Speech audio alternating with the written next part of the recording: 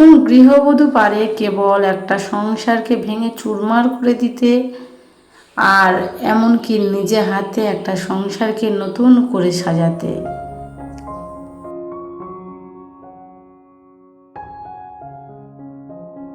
আসসালামু আলাইকুম, সকলে কেমন আছো? আই হোপ তোমরা সকলে অনেক ভালো আছো। আলহামদুলিল্লাহ, আমি এবং আমার পরিবারের সকলে খুবই ভালো আছি। আজকের সকালটা একটু অন্যরকমভাবে শুরু করলাম।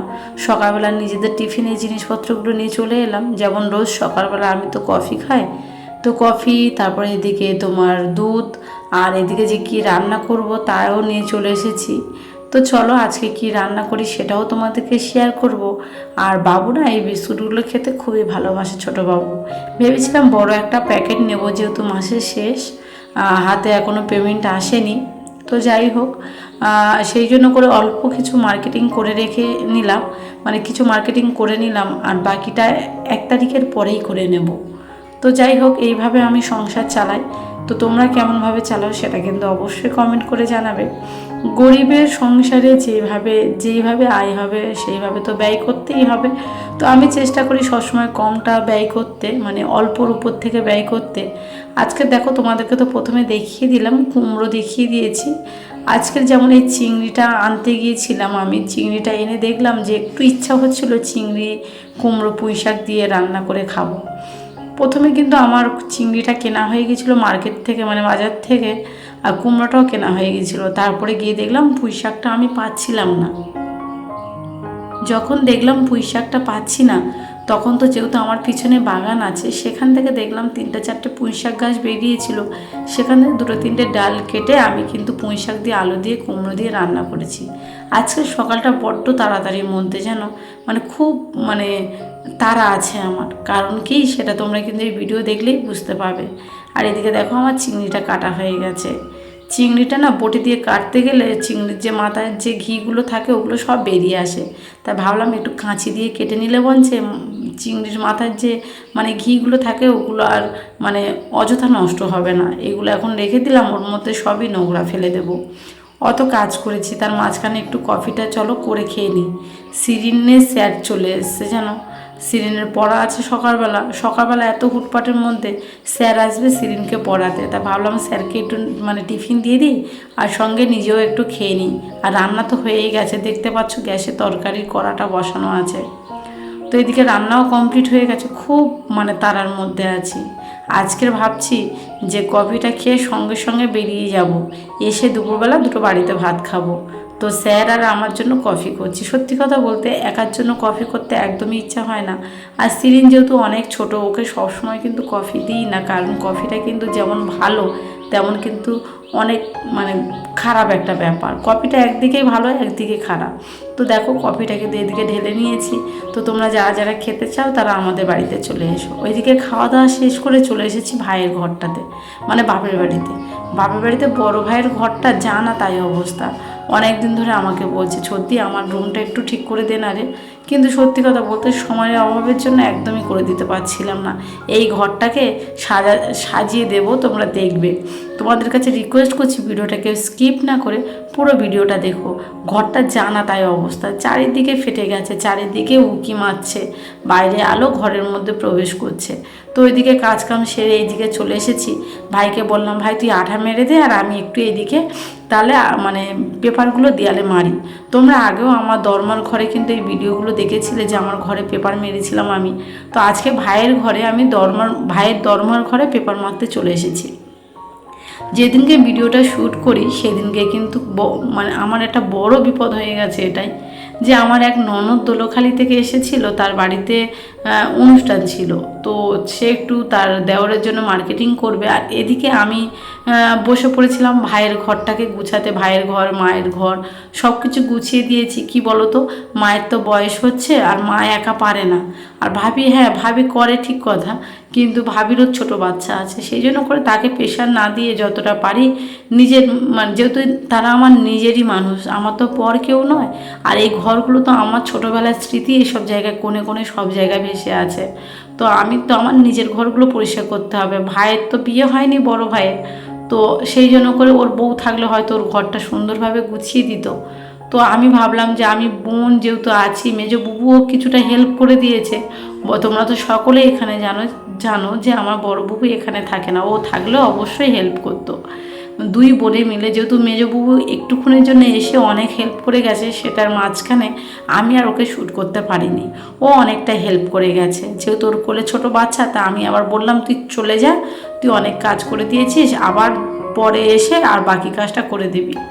তো ও কিন্তু চলে গেছে, কিছুটা হেল্প করে দিয়ে গেছে আমাদের। আর একটা ঘর সাজাতে সত্যি খুবই ডিফিকাল্ট ব্যাপার।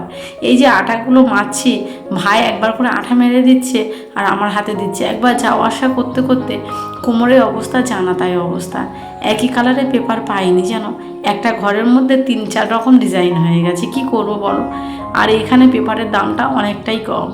তো তোমরা ঈদের আগেই দেখতে পাবে আমি আমার দোলখালি ঘরে কিন্তু এরকমই দেয়ালে পেপার মারবো। আমার খুবই ইচ্ছা আছে, আমি যেহেতু ঈদের সময় গিয়ে সেখানে থাকবো, সে ঘরটাও মনের মতো সুন্দরভাবে সাজিয়ে নেব। আর এখানে দেখো ভাইয়ের রুমটাকে সত্যি খুব সুন্দর লাগছে। তোমরা প্রথমে যে রুমটা দেখেছিলে তার তুলনায় কিন্তু লাস্টে অবশ্যই রুমটা পুরোপুরি কমপ্লিটভাবে দেখো, আশা করছি তোমাদের খুব ভালো লাগবে। আমার সত্যি কথা বলতে ভাইয়ের রুমটা আমার এত ভালো লাগছিল, ভাইকে বলছিলাম যে তোর ঘরে এবারে করে যখন আসবো আমি তোর ঘরেই থাকবো। সত্যি কথা বলতে বাপের বাড়িতে খুব একটা এসে যে রাত্রেবেলা থাকবো সেরকমই কিন্তু আর হয় না। কারণ কি বলো তো, আমি কাছাকাছিই থাকি। সত্যি কথা বলতে বাপের বাড়ি আর আমার ঘরটা ঠিক 2 থেকে 3 মিনিট দূরে। তো বাপের বাড়িতে এসে থাকবো সেই জন্য করে সংসারের সমস্ত কাজকাম সেরে চলে এসেছিলাম ভাইয়ের ঘরটাকে সাজিয়ে দিতে। শুধু ভাইয়ের ঘরটাই সাজাইনি, মায়ের রুমটাকেও সাজিয়ে দিয়েছিলাম, কিন্তু সেটা তোমাদেরকে শেয়ার করে উঠতে পারিনি আমি। হাজার সংসারের চাপেও নিজের ফ্যামিলিকে একটু সময় দেওয়ার চেষ্টা করি। কারণ সত্যি কথা বলতে আমি মনে করি যে আমার মা আমার কাছে খুবই একটা মূল্যবান একটা শব্দ, কারণ আমার মা আমার জন্য সব থেকে মূল্যবান একটা জিনিস। আর আমার ফ্যামিলিও আমার কাছে সব থেকে মূল্যবান জিনিস। আমি যেমন আমার হাজবেন্ড, তারপরে বাচ্চাদের সময় দিই, আমারও ইচ্ছা সব সময়ের জন্য আমার বাপের বাড়ি ভাই বোন ভাবি এদের সঙ্গে সময় দিতে আমার ভালো লাগে। তো দেখো এদিকে ভাই রুমটাকে কত সুন্দরভাবে সাজিয়ে নিয়েছি। আর আমার ভাইটা না সকাল থেকে অনেক কাজ করছে। ও দেখতে দেখতে সত্যি কথা বলতে ও একটু কাজকাম করতে ভালোই বাসে।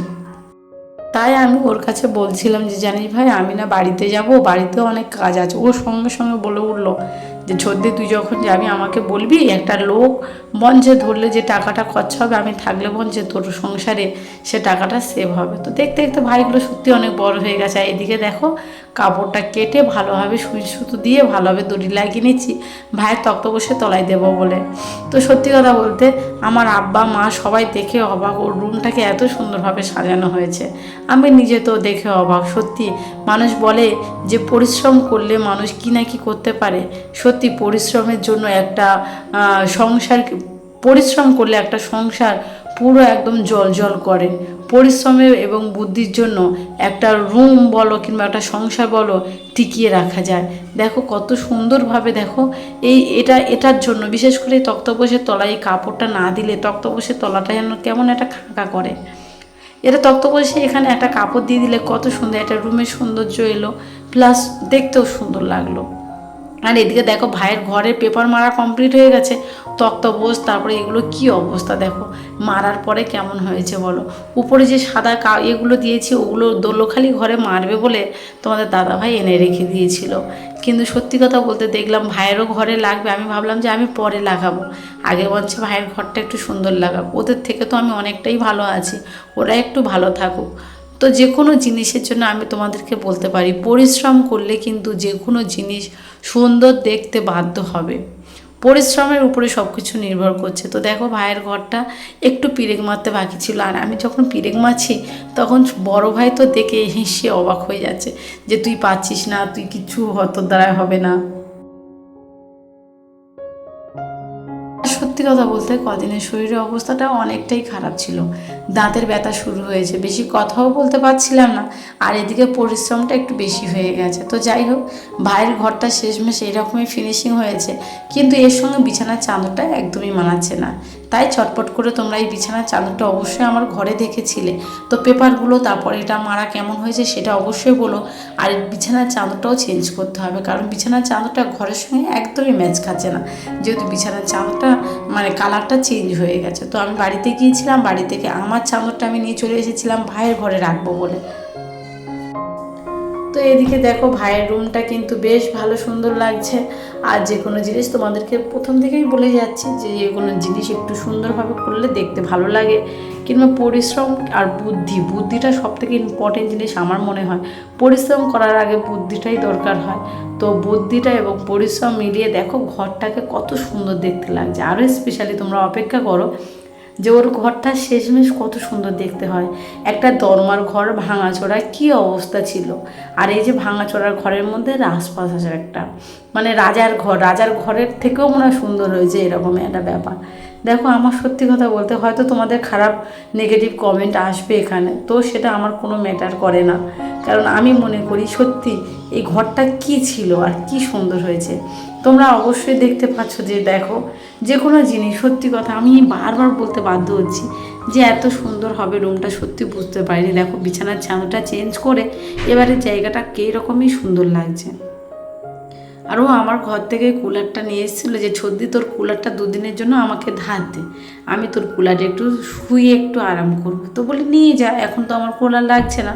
তো কুলারটা নিয়ে এসে দেখো কি খুশি, আর লাগিয়ে পাকা মানে কুলারের তলায় কি সুন্দর শান্তিভাবে বসেছিল। আমি ওদেরকে বললাম দেখ ভাই, আমাদের যা জিনিস তোদেরও তো তাই জিনিস, তোরা নিয়ে যাবি, সেটা আবার জিজ্ঞাসা করছিস কেন, নিয়ে যা। বলে ভাই কি বলবে, তো তোমাদের দাদা ভাইয়ের কথা বলছিল। আর তোমাদের দাদা ভাই সত্যি কথা বলতে আমার ভাইদেরকে, আমার ফ্যামিলির লোকেদেরকে প্রচুর পরিমাণে ভালোবাসে। ভালোবাসাটা কিন্তু সবথেকে ইম্পর্টেন্ট জিনিস, কারণ আমি তার ফ্যামিলির লোকেদেরকে ভালোবাসি বলে সে কিন্তু আজকে আমার ফ্যামিলির লোকেদেরকে ভালোবাসতে বাধ্য। তো যাই হোক, এদিকে দেখো মেঝেতে তোমরা আমার দোলখালি ঘরে কিন্তু এটা দেখেছিলে, আর ওর মেঝেতে কিন্তু এটাও দিয়ে দিলাম। তো শেষমেশ ফিনিশিংটা তোমরা কিন্তু অবশ্যই দেখো, আর কমেন্ট করে অবশ্যই জানিও যে কেমন লাগছে। আমার কিন্তু ঘরটা হেভি সুন্দর, মানে হেভি মানে খুবই সুন্দর লাগছে। তো দেখো, আর ও কিন্তু বিশাল খুশি হয়েছে যে সত্যি আমার ঘরটা খুব সুন্দর লাগছে। আর আমারও বেশ ভালো লাগছে এটাই ভেবে যে ভাইয়ের ঘরটাকে একটু মনের মতন করে সাজিয়ে দিতে পেরেছি। তোমরা তো আমার দোলখালি ঘরগুলোই দেখেছিলে ঠিক এইরকমই ধরনের। আর কাজকাম সেরে এদিকে গিয়ে দেখি না মায়ের গ্যাসের ওভেনটা জানা তাই অবস্থা, মার বয়স হয়েছে, মা একা আর কিছু করতে পারে না। এটা যেহেতু আমাদের রান্নাঘরের দোকানের গ্যাসের ওভেন। তো যাই হোক, আজকে ভিডিওটা কেমন হয়েছে সেটা অবশ্যই কমেন্ট করে জানাবে। আর আমি অসুস্থর কারণে কিন্তু আমি 3 দিন ভিডিও দিতে পারিনি, 3 দিন পরে আজকে ভিডিওটা দিলাম। তো কেমন হয়েছে সেটা অবশ্যই কমেন্ট করে জানাবেন। আর যদি কথাবার্তার মাঝে যদি কিছু ভুল হয়ে থাকে অবশ্যই কিন্তু তোমরা আমাকে মাফ করে দেবে। সকলকে অনেক অনেক ধন্যবাদ আমার পুরো ভিডিওটা দেখার জন্য। খুদা হাফিজ।